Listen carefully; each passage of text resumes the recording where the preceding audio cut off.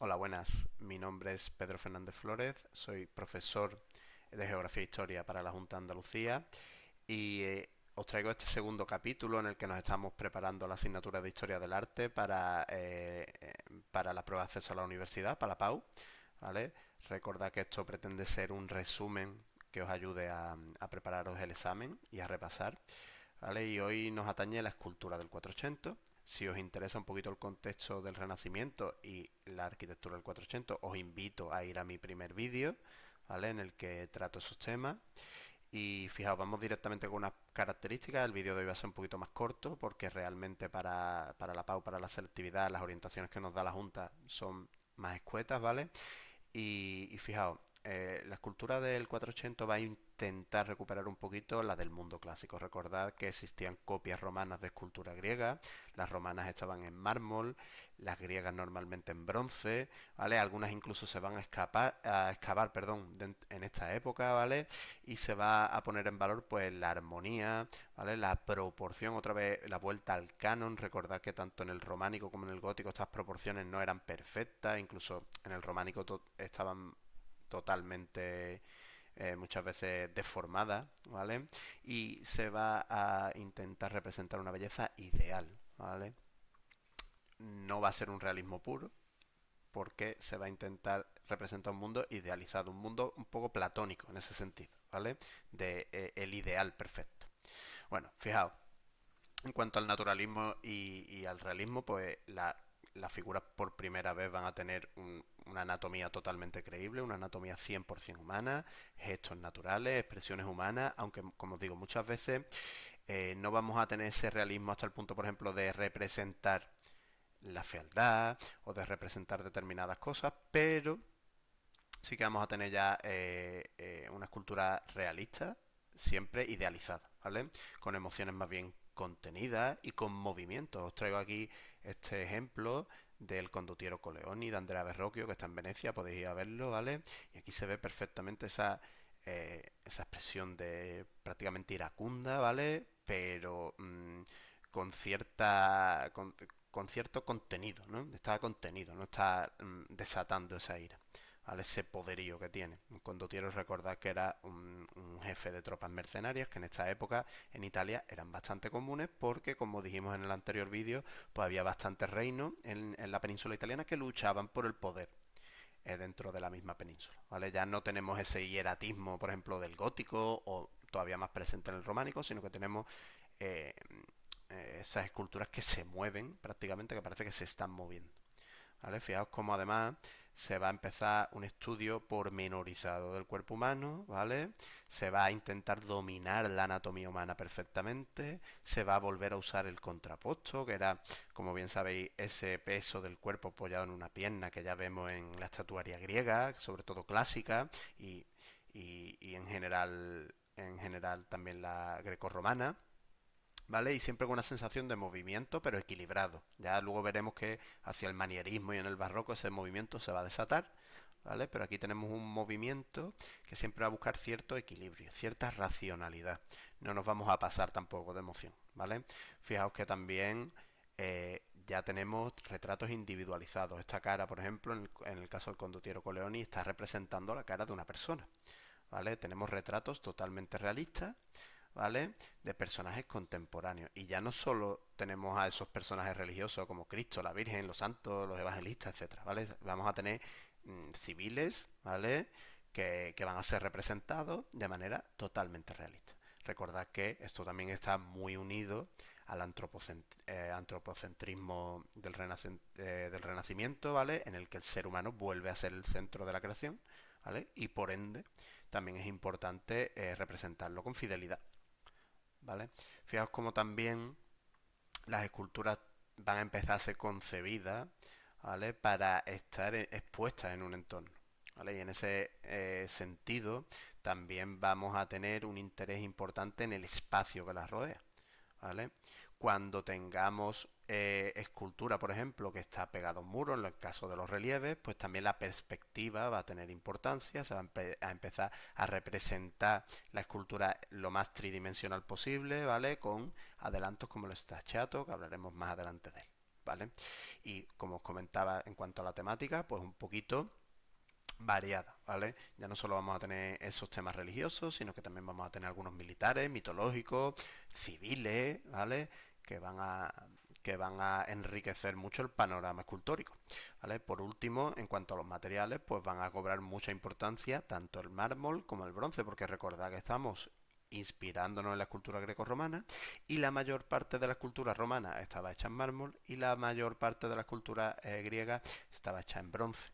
¿Vale? Por lo tanto, pues eso va a ser claramente una influencia importante. ¿Vale? Y vamos a empezar con Ghiberti. Fijaos que Ghiberti es un conocido de una persona de la que hablamos en el vídeo anterior, ¿vale? Él era escultor y orfebre, es decir, se dedicaba a hacer joyas en Florencia, joyas de oro, ¿vale? Y va a ser también, pues, se le considera, va a ser el hito fundacional de, de la escultura del 480. Fijaos que él va a competir con Brunelleschi por hacer las puertas del Batisterio de Florencia. Recordad que de la Catedral de Florencia, recordad que Brunelleschi va a ir a este concurso contra Ghiberti, ¿vale? Lo va a perder y a raíz de eso se va a dedicar a la escultura y luego él va a hacer otra cosa que vimos el día anterior, que es esa cúpula del Duomo de Florencia. O sea que fijaos que esa pérdida del concurso no vino mal a la historia del arte, porque él luego se dedicó de lleno y construye esa cúpula autosustentante de la que hablamos el otro día, ¿vale? Pero el caso es que compite contra Brunelleschi y otros para hacer las puertas del batisterio de la Catedral de Florencia, que si habéis estado allí en el Duomo, en Santa María del Fiore, es un edificio anexo, ¿vale? Pero que, no es, que es individual, que está separado de la catedral a las puertas, y él va a hacer las puertas del batisterio. Se llaman las puertas del paraíso, ¿vale? Y representan escenas del Antiguo Testamento. Fijaos, también tiene que ver con que él venía del mundo de la orfebrería, ¿vale? Y va a hacer un relieve muy sutil, que le llamamos staccato o schiacchiato, ¿vale? Que es un relieve milimétrico, ¿vale? Que da sensación de profundidad, ¿vale? Son unas gradaciones casi pictóricas en el sentido de que son pequeñas cinceladas en este caso, ¿vale? Que crean una mínima diferencia de profundidad que permite representar la perspectiva, ¿vale? Será muy influyente en Donatello, en Miguel Ángel y en más gente. De hecho, se atribuye a Miguel Ángel el llamar a estas puertas las puertas del paraíso, ¿vale? Fijaos que están hechas en bronce, que son 10 grandes paneles, ¿vale? Con composiciones muy amplias y eso también permite mayor complejidad. Si lo hubiera dividido en muchos más paneles, más chiquititos, pues tendríamos escenas menos interesantes, ¿vale? Fijaos también como esos relieves prácticamente sutiles, ¿vale? Crean una gran sensación de profundidad. Ahora veremos algunos en detalle. Va a empezar a utilizar una perspectiva matemática lineal, ¿vale? Para organizar el paisaje. Fijaos como en muchos de estos paneles tenemos arquitectura de fondo, arquitectura que nos recuerda un poquito a la arquitectura clásica, o paisajes que nos dan una sensación de perspectiva, ¿vale? Y con una narración continua. Muchas veces en estos paneles tenemos un episodio, ¿vale? Con varias escenas. Ahora hablaremos de algunos de ellos. Si os fijáis, pese a que está hablando del Antiguo Testamento, las figuras van a tener una inspiración muy clásica, ¿vale?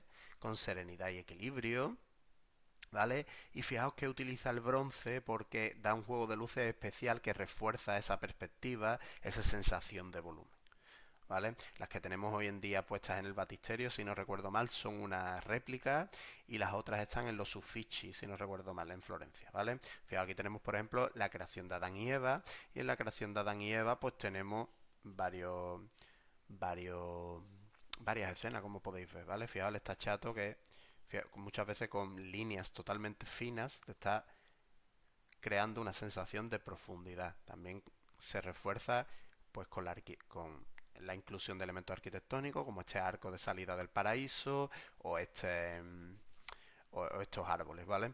Fijaos como tenemos por un lado la creación del hombre, de Adán, por otro lado la creación de Eva, luego Eva y Adán están ahí con la serpiente para comerse la manzana y luego los echan del paraíso. Entonces tenemos un panel muy amplio que nos da pues una narración completa de un episodio del Antiguo Testamento, ¿vale? Fijaos el interés del estachato, ¿vale? Como las caras son más individualizadas, como muchos de estos personajes tienen una inspiración muy clásica. Fijaos este cuerpo, por ejemplo, de Eva, ¿vale?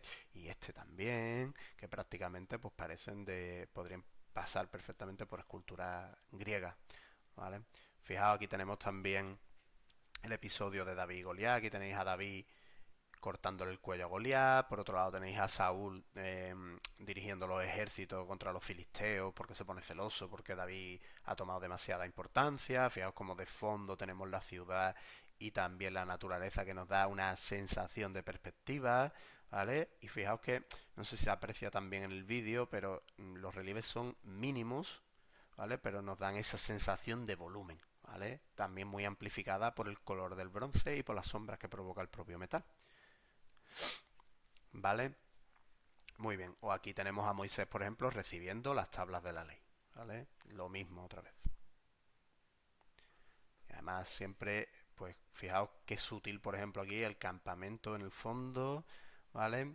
Bueno, seguimos un poquito para adelante y vamos a empezar ya con uno de los grandes, con Donatello, ¿vale? Que no solo es una tortuga ninja, sino que también es un escultor del 480, el primero así de los más conocidos, de los más influyentes, aunque como os digo, Ghiberti fue la inspiración de todos ellos, ¿vale? Y él va a crear ya figuras muy reales, ¿vale? Incluso bastante duras, ¿vale? Muy poco idealizadas. Va a estudiar la anatomía con cuerpos muy creíbles, con peso, con tensión muscular, con movimiento. Fijaos cómo tenemos aquí este San Jorge, que le fue encargado por el gremio de creadores de armadura, de herreros de armadura, ¿vale? Y por lo tanto, pues él se centra mucho en esa perfección de la armadura y aunque está quieto con el escudo, da esa sensación de movimiento, de que se va a echar en cualquier momento a andar, ¿vale? Con ese, tiene como ese movimiento contenido y pese a que está en un fondo totalmente gótico, pues es una de una obra claramente renacentista, ¿vale? Por esa atención a los detalles, por ese realismo, por esa idealización de la belleza de la cara, como podéis ver también, ¿vale? Con esa expresividad, fijaos qué intensidad, está simplemente aguantando su escudo, pero tiene una intensidad muy grande, ¿vale? Venga, fijaos, esta de todas formas es de sus primeras obras y no es tan expresiva. Aquí tenéis al David, que es el más conocido y que es el que ha caído en la PAU, ¿vale? Normalmente, y es el primer desnudo exento que tenemos en el Renacimiento desde la Antigüedad clásica, ¿vale? Fue una obra importante también por eso, porque es un desnudo que para nada está justificado. David es un personaje bíblico, como sabéis, que aquí tiene eh, unas proporciones totalmente clásicas, parece como si fuera un héroe más bien griego, ¿vale? Y que tiene a sus pies pues la cabeza de Goliat derrotado al que ha degollado con una espada, como bien sabéis, ¿vale? Fijaos que tiene una figura muy de Febo, ¿vale? Muy juvenil, ¿vale? Haciendo un contraposto. Esto nos recuerda muchísimo a la escultura griega, ¿vale? Está hecho en bronce con la técnica de la cera perdida. Tiene una postura.